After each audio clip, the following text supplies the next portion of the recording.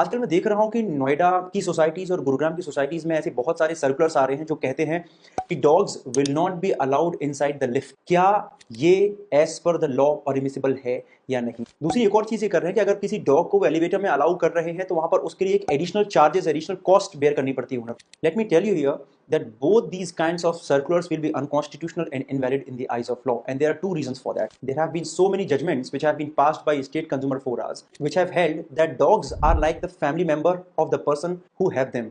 तो यहाँ पर उनको कोई सेपरेटली फीस देने की जरूरत नहीं है।